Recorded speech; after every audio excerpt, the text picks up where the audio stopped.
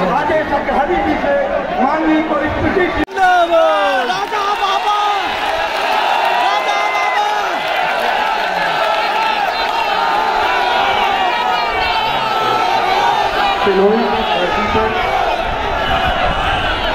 माननीय आदरणीय हमारे मुख्यमंत्री यशस्वी मुख्यमंत्री योगी आदित्यनाथ जी का हृदय से स्वागत करता हूँ।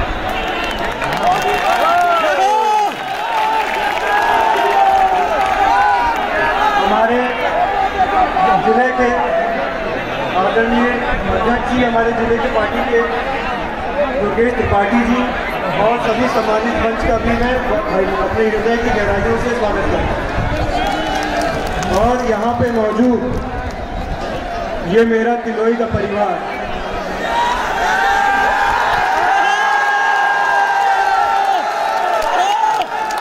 आप सबका भी बहुत बहुत आभार।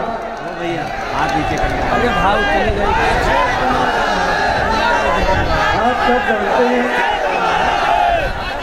कि इस विधानसभा में माननीय विधायक जी नहीं, आप चुनाव लड़ते हैं।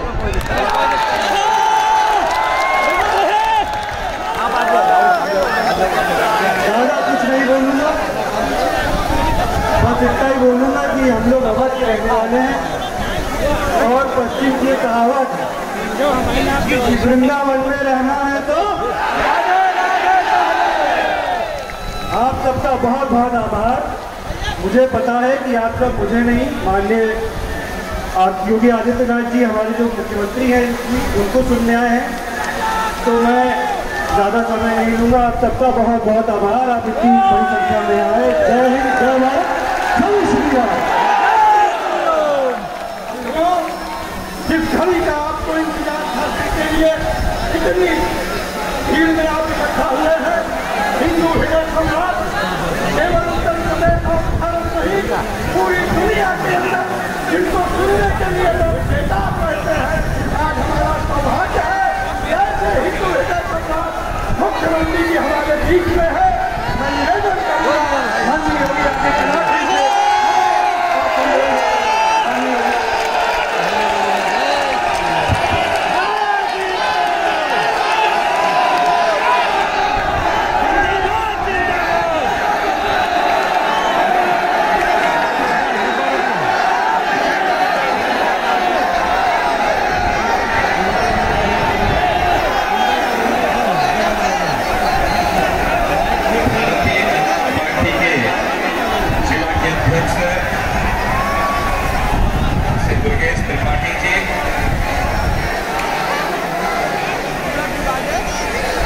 तिलोई के युवराज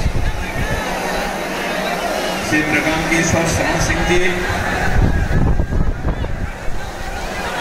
जिला प्रभारी संजय राय जी, विधानसभा के प्रभारी शिवभेश मिश्रा जी, जिला महामंत्री राकेश त्रिपाठी जी, जिला उपाध्यक्ष भवानी दीक्षित जी, रमेश चंद्र तिवारी जी, ब्लॉक प्रमुख कृष्ण कुमार सिंह जी, अंकित पासी जी, और ब्लॉक प्रमुख महेंद्र सिंह जी, महेश सोनकर जी, अमरीश जायसवाल जी, श्याम मूर्ति यादव जी, डॉक्टर सुरेंद्र सिंह जी, धर्मेंद्र गिरी जी, भानु प्रताप सोनकर जी,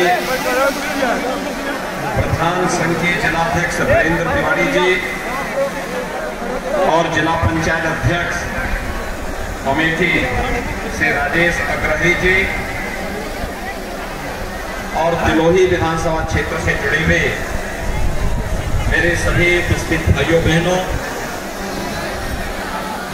आप मुझे तिलोही विधानसभा सीट बना करके आप सबके साथ संवाद करने का अवसर प्राप्त हुआ है। भाइयों बहनों, मैं इस धरती को कोटि कोटि नमन करता हूं।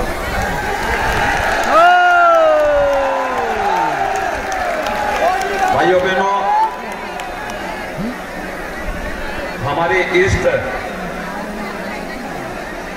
शिवतार भगवान गोरक्षनाथ जी के परम आराधक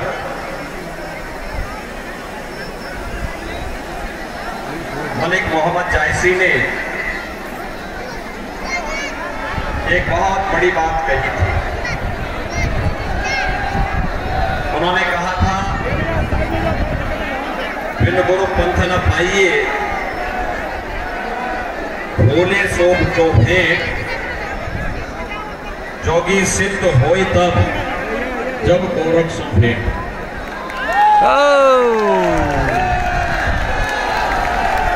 काश आजादी के बाद जायसी की इस बात को भारत के प्रत्येक मुस्लिम ने माना होता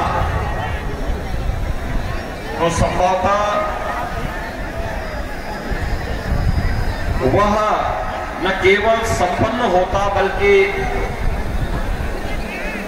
किसी भी प्रकार के आरोप प्रत्यारोप से मुक्त भी रहता।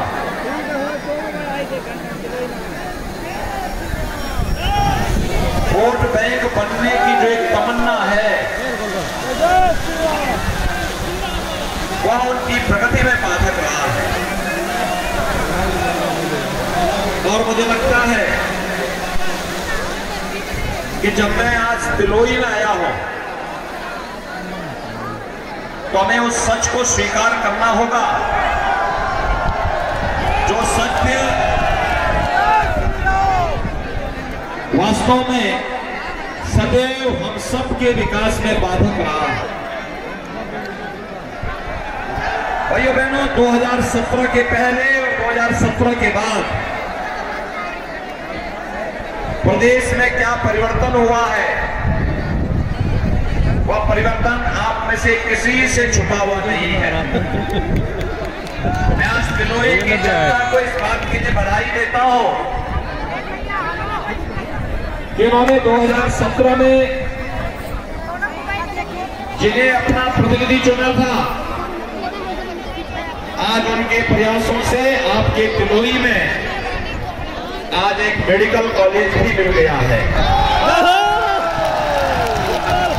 और उस मेडिकल कॉलेज का हम लोगों ने यहां पर बाकायदा शिलान्यास भी किया। 2023 में जब मेडिकल कॉलेज बन करके तैयार होगा और उसमें पहले सत्र में प्रवेश होगा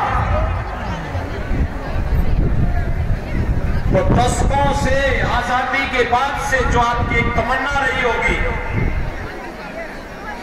कि काश अमेठी जनपद में भी एक मेडिकल कॉलेज होता तो यहां का युवा भी डॉक्टर बनने के लिए उसे कहीं और कहीं नहीं जाना पड़ेगा, बल्कि अपने जनपद में ही डॉक्टर बनने का अवसर प्राप्त होगा। आपके विधायक ने, आपके सांसद ने आपके सपने को साकार कर दिया है। मैं तिलोई की जनता को, अमेठी की जनता को इसके लिए बधाई देता हूं। अपनी शुभकामनाएं भी आप सबके प्रति देता हूं। भाइयों बहनों, ये मेडिकल कॉलेज की सौगात समाजवादी पार्टी भी दे सकती थी, लेकिन उसके पास विकास का विजन नहीं था। समाजवादी पार्टी अपने एक अलग ही एजेंडे को लेकर चलती है। उनका एजेंडा ही एक अलग है, उसमें विकास की नहीं, सुख और समृद्धि की नहीं, लोक कल्याण का नहीं, गरीब कल्याण का नहीं, नौजवानों के रोजगार का नहीं, किसानों के उत्थान का नहीं और बेटियों की सुरक्षा के लिए समाजवादी पार्टी के एजेंडे में कोई स्थान नहीं है। समाजवादी पार्टी नहीं हो या बहुजन समाजवादी पार्टी या कांग्रेस, इन लोगों ने राजनीति की, लेकिन इनकी राजनीति का आधार, इनकी राजनीति का आधार जाति, मत और मजहब हुआ करता था। सामाजिक ताने बाने को छिन्न भिन्न लोग करते थे। समाज की सुरक्षा और राष्ट्र की सुरक्षा के साथ खिलवाड़ करते थे। लेकिन भाइयों बहनों, 2014 में आपने प्रधानमंत्री मोदी जी को व्यापक समर्थन दिया। 2017 में भारतीय जनता पार्टी को अपना आशीर्वाद दिया और भारतीय जनता पार्टी ने प्रधानमंत्री मोदी जी के नेतृत्व में देश के राजनीतिक एजेंडे को बदल करके रख दिया। आज जाति, मत और मजहब नहीं, क्षेत्र और भाषा नहीं, राजनीतिक एजेंडे का आधार गांव बनता है, गरीब बनता है, किसान बनता है, नौजवान बनता है, महिलाओं की सुरक्षा और महिलाओं का स्वावलंबन बनता है, नौजवानों का रोजगार बनता है और अन्नदाता किसानों की खुशहाली बनती है।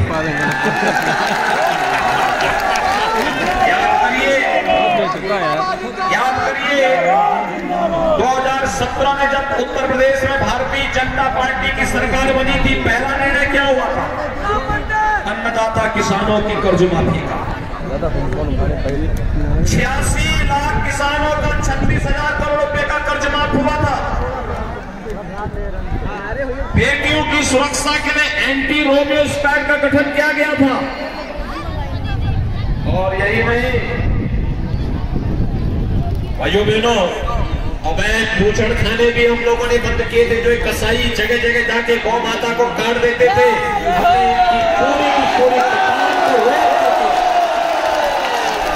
अवैध भूषण खानों को पूरी तरह बंद किया। लेकिन आज मैं आपको आश्वस्त करने के लिए आया हूं, हम गौ माता को कटने नहीं देंगे, खेलने नहीं देंगे, लेकिन अन्नदाता किसानों की फसल को भी नष्ट नहीं होने देंगे। अन्नदाता किसानों के लिए उनकी फसल को बचाने के लिए बेसहारा गौवंश की रक्षा के लिए और उनके संरक्षण के लिए बड़े पैमाने पे गौशालाएं बनाएंगे। हर गौशाला को ऊर्जा के साथ जोड़ेंगे और जो किसान बेसहारा गौवंश को अपने घर में पालेगा, उस किसान को 900 से लेके 1,000 रुपए हर महीने भी हम एक गाय का देंगे।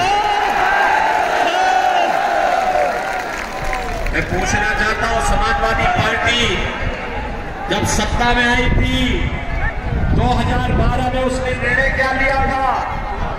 भाइयों बहनों, उसने पहला निर्णय लिया था हमारे आराध्य भगवान श्री राम के मंदिर पर हमला करने वाले आतंकवादियों के मुकदमों को वापस लेने का। पहला निर्णय समाजवादी पार्टी का आतंकवादियों के लिए समर्पित था। चाहे वे आतंकवादी अयोध्या पे हमला करने वाले रहे हो, संकट मोचन मंदिर पर हमला करने वाले रहे हो।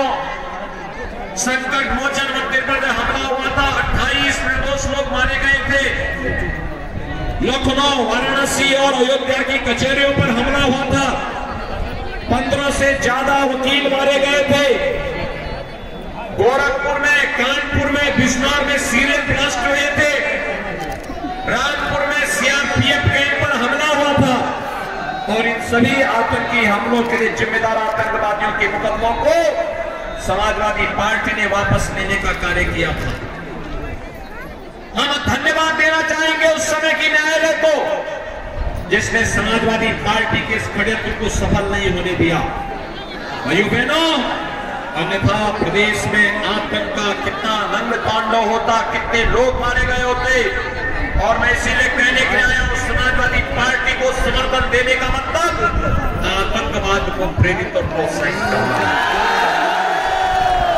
समाजवादी पार्टी को वोट देने का मतलब पेशेवर माफिया और अपराधी को संरक्षण देने जैसा है। समाजवादी पार्टी को दिया जाने वाला वोट आने वाली पीढ़ी के भविष्य को बर्बाद करने जैसा है। और इसीलिए मैं आपसे कहने के लिए आया हूं, समाजवादी पार्टी के मुखिया ने अब तक स्पष्टीकरण नहीं किया है। मैंने उनसे रायबरेली में पूछा था, कब वे से रायबरेली गए थे। वे रायबरेली में मैंने उनसे पूछा था, मैंने कहा अहमदाबाद में 56 लोग मारे गए थे आतंकी घटना में, सीरियल ब्लास्ट में।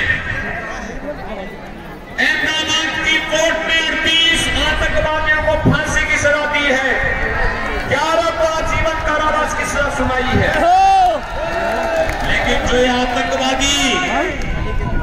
जो ये आतंकवादी फांसी की सजा प्राप्त हुए हैं, आजीवन कारावास हुआ है, इनमें से 9 का संबंध उत्तर प्रदेश से है और उत्तर प्रदेश में से 7 आजमगढ़ से हैं और आजमगढ़ में से 1 समाजवादी पार्टी के प्रचारक का लड़का भी है। यानी आतंकवादी का परिवार समाजवादी पार्टी का प्रचारक है। मैंने समाजवादी पार्टी के अध्यक्ष से एक पूछा है, वो अपना स्पष्टीकरण दे। प्रदेश की जनता पूछना चाहती है इनसे कि आतंकवादियों के सपा का हाथ आखिर क्यों है सब आतंकवादियों के साथ, उन्हें अपना स्पष्टीकरण देना चाहिए। और भाइयों बहनों, क्या ये सच नहीं कि अहमदाबाद में जितने भी विस्फोट हुए थे सब साइकिल में बम लेकर के गए थे? क्या ये सच नहीं है? जगह जगह प्रदेश में जो विस्फोट हुए थे, क्या इसमें साइकिल का इस्तेमाल नहीं हुआ था? और इसीलिए मैं कहने के लिए आया हूं, समाजवादी नाम है, साइकिल पंचर करो, काम तो दंगावादी है या आतंकवादी है। इसके लिए उनकी कोई सोच ही नहीं है। भाइयों बहनों, 2017 के पहले मैं पूछना चाहता हूं इस तिलोई के लोगों से, भाइयों बहनों, 2013-17 के पहले इधर से आपको बिजली मिलती थी क्या? थोड़ा जोर से बोलना। बिजली मिलती थी? 17 के बाद तो बिजली मिल रही होगी ना? 17 के पहले बिजली की भी चांदी और बचत हुआ करती थी। याद रखना, 17 के पहले बंटी भैया ईद और मुहर्रम में बिजली आती थी, लेकिन होली और दीपावली में गायब हो जाती थी। हमने तो बिजली दी है ना, सबको बिजली, पर्याप्त बिजली, निर्बाध बिजली, बिजली देने में कोई भेदभाव नहीं किया है ना। दूसरी बात मुझे बताओ, कोरोना महामारी पूरी दुनिया त्रस्त है, लाखों लोग दुनिया के अंदर मर चुके हैं कोरोना से। और भाइयों बहनों, कोरोना से जो मौतें हुई हैं, कोरोना से इन मौतों के कारण पूरी दुनिया में एक भय और दहशत का माहौल है। लेकिन भारत के अंदर प्रधानमंत्री मोदी जी के नेतृत्व में कोरोना प्रबंधन बेहतरीन रहा। फ्री में टेस्ट, फ्री में उपचार, फ्री में वैक्सीन। कितने लोगों ने वैक्सीन ले ली है? पीछे तक सभी लोग बताएंगे सबने वैक्सीन ले ली है। फ्री में वैक्सीन, सबको वैक्सीन।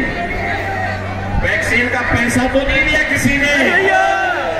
दोनों आपसे बता करके मुझे सारा स्पष्ट बताइए, वैक्सीन का पैसा नहीं लिया ना? यही है भारतीय जनता पार्टी की डबल इंजन की सरकार। याद करिए, सपा बसपा की सरकार होती तो वैक्सीन का भी पैसा आपसे ले लेते, वैक्सीन मार्केट में ब्लैक हो जाती। आप इस बात को मानते हैं ना? और यही नहीं, मैं आपसे पूछना चाहता हूं, जो वैक्सीन के खिलाफ दुष्प्रचार करते थे, कहते थे कि ये वैक्सीन नहीं लेंगे क्योंकि ये तो बीजेपी का वैक्सीन है, ये मोदी का वैक्सीन है, बोलते थे ना? आज उनको बोलेंगे कि अगर मोदी वैक्सीन और बीजेपी वैक्सीन से हम ठीक हुए हैं तो वोट भी यही जाएगा, बोलेंगे ना? सभी लोग सहमत हैं? और भाइयों बहनों, आपने भारतीय जनता पार्टी को समर्थन दिया, डबल इंजन की सरकार बनी। प्रदेश में भी भाजपा और केंद्र में भी भाजपा, दोनों जगह है ना? ये डबल इंजन की सरकार हो गई। तो डबल इंजन की सरकार का मतलब आप जानते हैं, राशन भी डबल डोज का मिल रहा है ना। महीने में 2 बार राशन मिल रहा है, कोई भेदभाव तो नहीं है। भाइयों बहनों, सपा बसपा की सरकार होती, सपा की सरकार होती तो उनके गुड़ के सारे राशन खा जाते, जो दाल मिल रही है ब्लैक हो जाती, तेल को ये सब स्वयं पी जाते। और बसपा की सरकार होती भाइयों बहनों, तो वाहन जी के हाथी का पेड़ तो इतना बड़ा है कि पूरे प्रदेश का राशन ही खा। लेकिन आज तो मिल रहा है ना, और हमने ये भी तय किया है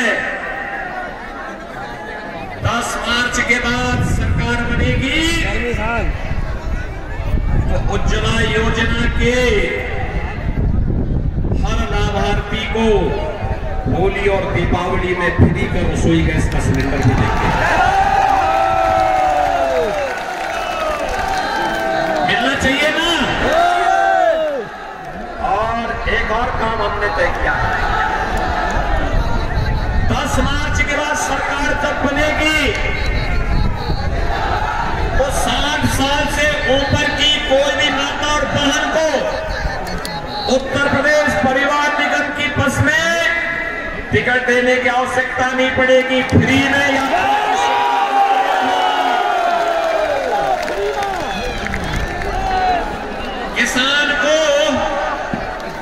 किसान को अपने ट्यूबवेल के बिल को आने वाले 5 साल में हम 0 पहुंचाने का काम करेंगे। और भाइयों बहनों, यही नहीं, पिछले 5 साल में प्रदेश के नौजवानों के लिए बहुत कुछ करने का प्रयास हुआ। याद करिए, 2017 के पहले नौकरी निकलती थी, सिपाही खानदान वसूली पे निकलते थे, चाचा भतीजा दोनों वसूली में निकल जाते थे ना। पुलिस की भर्ती होती थी, पता लगता कि कहीं चाचा कहीं भतीजा वसूली में लगे बैठे, नौजवान के भरोसे के साथ खिलवाड़ होता था, कोर्ट स्टे करता था। हमने 5 लाख नौजवानों को सरकारी नौकरी दी, 1,61,00,000 नौजवानों को प्रदेश में सुरक्षा का जो बेहतर वातावरण दिया। पहली बार आपने देखा होगा ना कि प्रदेश के माफिया और अपराधी गले में तख्ती लटका करके चलते हैं और कहते हैं साहब जान बकस तो अब किसी को हम छिनाती नहीं करेंगे, डकैती नहीं करेंगे। पहली बार आपने दंगाइयों को देखा होगा जो दंगा कराते थे, पर्व त्योहार के पहले कर्फ्यू लगाते थे, गरीबों की जमीनों पर कब्जा करते थे। आप उनको देख रहे होंगे, एक गले में तख्ती लटका के चलते हैं, कहते हैं साहब जान बकस दो, सब्जी बेच करके पेट भर लेंगे, लेकिन अब किसी की जमीन पे कब्जा नहीं करेंगे। सुरक्षा का वातावरण बना, कानून का राज हुआ। आज भाइयों बहनों, प्रदेश में दंगा नहीं होता, कर्फ्यू नहीं लगता। कर्फ्यू का स्थान किसने ले लिया है? कांवड़ यात्रा ने ले लिया है। बमबाजी करने वाले कहां चले गए? अब बमबाजी नहीं होती है, हर हर बम बम का नारा लगाते हुए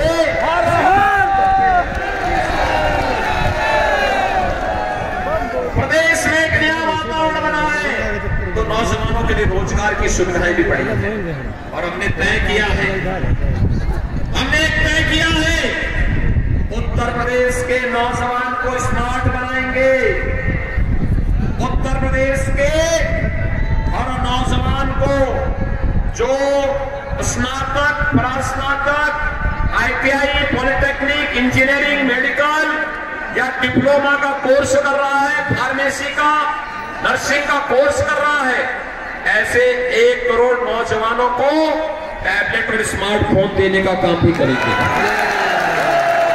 समाजवादी पार्टी ने कंप्लेंट की है चुनाव आयोग को, का एक टैबलेट और स्मार्टफोन नौजवानों को देने की आवश्यकता है।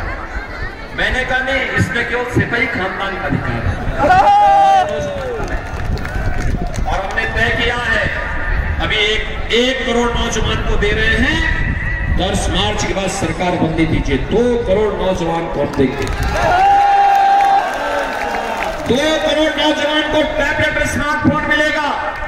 और भाइयों बहनों, 2 करोड़ नौजवान को ही मिलेगा, लेकिन ऑनलाइन एजुकेशन, ऑनलाइन प्रिपरेशन या ऑनलाइन एग्जामिनेशन में जो खर्चा आएगा, उसके लिए मां बाप पर कोई भार नहीं पड़ेगा, उसका खर्चा भी सरकार स्वयं उठाएगी। यही तो है सबका साथ सबका विकास का। कॉलेज जाने वाली बेटी को, जो मेधावी बेटी होगी, उसको स्कूटी फ्री में देंगे, ये भी सरकार ने तय किया है। यही तो चिढ़ है सपा को, बसपा को, कांग्रेस को, यही परेशानी है। ये पैसा कहां से आ रहा है? पहले तो वेतन देने के लिए पैसा नहीं था, अब लोगों को इतना कुछ देने के बाद भी बड़े बड़े कार्यों में आ रहा था, भी मुझे देखने को मिला पूर्वांचल एक्सप्रेस वे बन गया, एयरपोर्ट बन रहे हैं, मेडिकल कॉलेज बन रहे हैं, हाईवे बन रहे हैं। उत्तर प्रदेश देश की नंबर 2 अर्थव्यवस्था बन चुका है, अब उसे नंबर 1 की अर्थव्यवस्था बनाना है। और भाइयों बहनों, नंबर 1 की अर्थव्यवस्था बनाने के लिए भारतीय जनता पार्टी आवश्यक है। और भारतीय जनता पार्टी के लिए अमेठी की 4 सीटों पर भारतीय जनता पार्टी आवश्यक है। और इसके लिए दिलोई से महेंकेश्वर शरण सिंह जी का भी जीतना, भारी मतों से जीतना होगा। इसके लिए मैं आपके पास आई। भाइयों बहनों, हमारे पास पैसा कहां से आ रहा है? सपा बसपा कांग्रेस को लोग परेशान है कि सरकार तो वही, यानी प्रशासन वही, प्रदेश वही, भाजपा आई तो पैसा ही पैसा।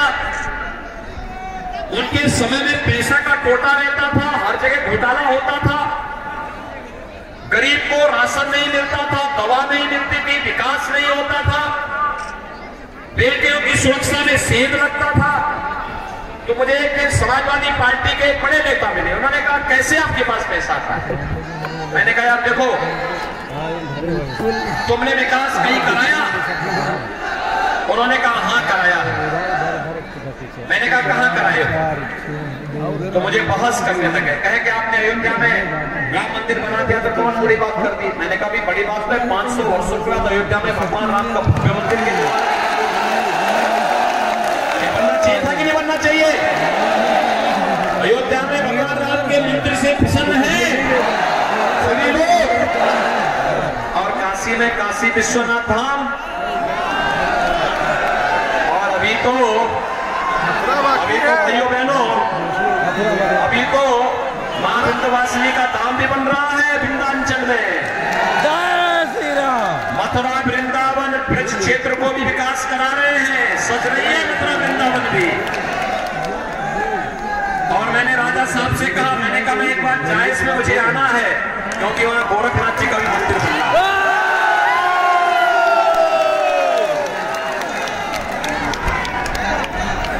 मैंने सपा से पूछा, मैंने कहा देखो हम तो ये कर रहे हैं, मैंने कहा आप तो बताइए आप क्या कर रहे हैं? तो भाइयों बहनों क्या कहे? कहा साहब विकास हमने भी करा है। मैंने कहा बताओ कौन विकास? कहा कि हर गांव में हमने कब्रिस्तान की बाउंड्री वॉल बनाई है। उनका विकास क्या है? कब्रिस्तान की बाउंड्री वॉल। हमारा विकास क्या है? हर तीर्थ स्थलों का सुंदरीकरण और विकास। फर्क है ना? ये फर्क साफ है। और इसी फर्क को लाने के लिए भाइयों बहनों हमने उत्तर प्रदेश में पैसा कहां से आएगा और कहां जाना, हमारे यहाँ तो पैसा कहां से आता मैं उसके बारे में भी बताऊंगा, लेकिन जाएगा कहां? विकास के लिए जाएगा, गरीब के लिए जाएगा, किसान के लिए जाएगा, नौजवान के लिए जाएगा, बेटियों की शिक्षा के लिए जाएगा। और आएगा कहां सुनेंगे? एक हाथ में जब विकास की छड़ी लेकर के चलते हैं तो दूसरे हाथ से हमारा बुलडोजर जब चलता है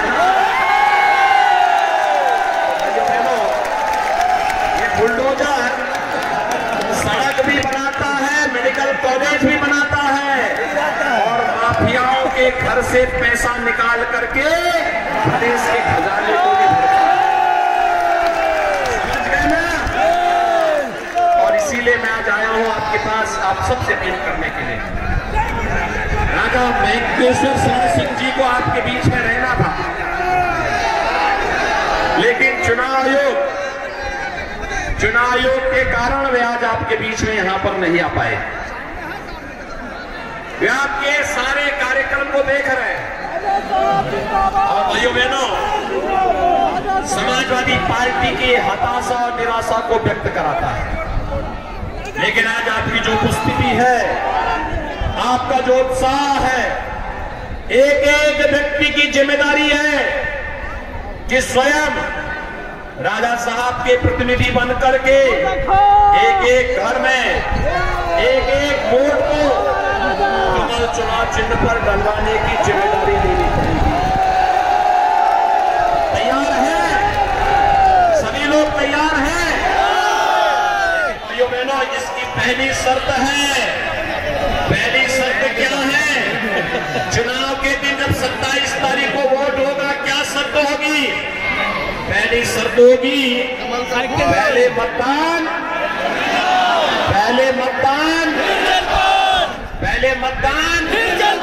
सभी लोग सहमत हैं? सभी लोग दोनों हाथ ला करके मेरे साथ बोलेंगे।